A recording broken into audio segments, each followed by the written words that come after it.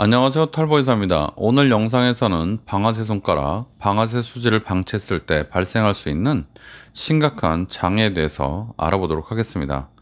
많은 분들이 방아쇠 손가락의 초기 증상을 가볍게 여기지만 적절한 치료 없이 방치하면 일상생활에 큰 지장을 줄 수 있는 심각한 문제로 발전할 수 있습니다. 첫 번째, 손가락 관절이 굳어서 일상생활에 큰 불편을 줄 수 있습니다. 방아쇠 손가락을 오랫동안 방치하면 손가락 관절이 아예 고정될 수가 있습니다.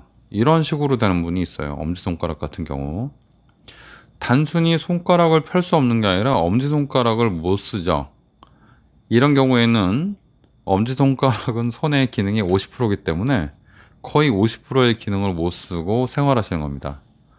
손가락이 고정되면 글쓰기, 타이핑, 요리, 옷 입기, 일상생활부터 해서 다 할 수가 없죠. 엄지손가락이 가장 문제입니다. 이런 손가락을 만약에 이게 치료를 방치하잖아요. 치료를 받지 않고 나중에 수술을 받아도 회복되지 않을 수도 있다는 겁니다.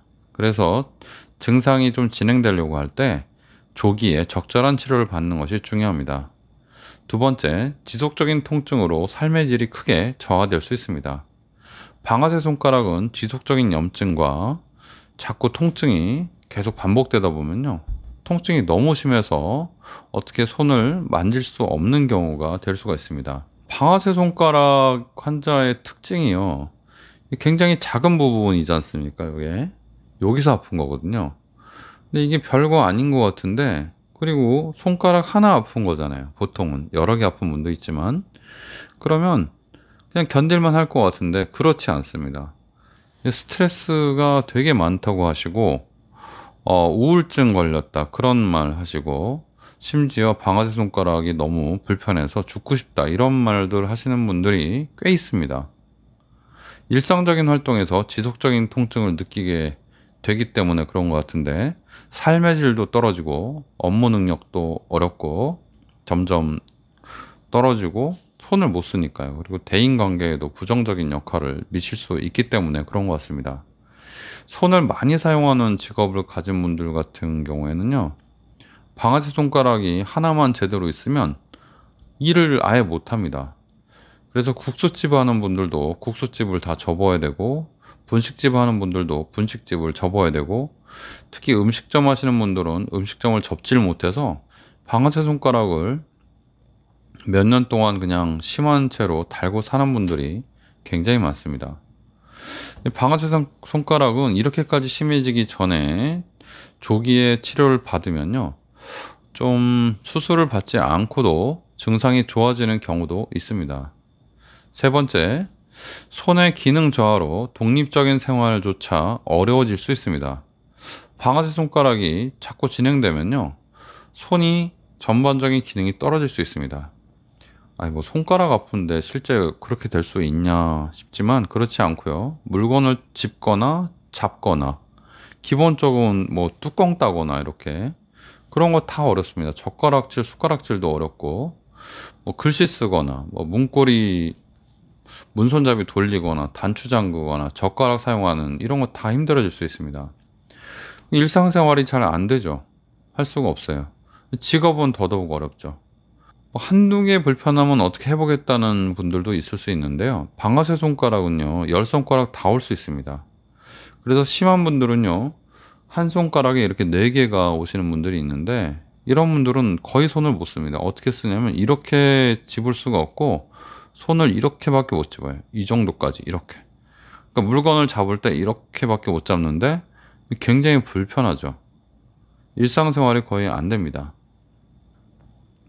그래서 손의 기능이 망가지기 전에 좀 덜 진행됐을 때 병원에서 적극적인 치료를 좀 받으셨으면 좋겠습니다. 네 번째로, 진행이 계속 되다 보면요, 근육 위축까지 올 수 있습니다. 아프니까 손을 제대로 사용하지 못하고, 손을 제대로 사용하지 못하니까 근육이 점점 쪼그라드는 거죠. 근육 위축이 옵니다. 해당 손가락 하나의 문제가 아니고 손 전체의 힘과 유연성이 떨어지죠. 근육 위축은 손을 사용하는 모든 활동에서 어려움을 겪게 만들고 일단 한번 위축이 오면요, 거의 돌아오지 않을 가능성이 높습니다. 아니면 돌아오게 하려면 재활이 많이 필요하든지 시간이 많이 필요할 수 있죠. 근력 악화는요, 손의 그 힘 자체가 떨어지기 때문에 뭐 이렇게 뚜껑 열거나 기구를 다루거나 그런 게 굉장히 힘들 수 있어요. 평상시에 본인이 잘 했던 능숙한 일들을 못할 수가 있습니다. 조기에 방아쇠 손가락의 증상을 파악하고 적절한 치료를 받아서 근육 위축까지는 안 가는 것이 좋겠습니다. 다섯 번째, 방아쇠 손가락으로 인해서 손가락이 고정되거나 비정상적으로 사용되면요, 손목, 팔꿈치, 어깨 등 다른 관절에 스트레스를 이렇게 가하게 됩니다. 즉, 다른 관절까지 아파진다는 얘기입니다.